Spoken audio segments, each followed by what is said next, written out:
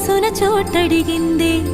సీతకు మళ్ళీ నీతో అడుగేసే మాటడిగింది.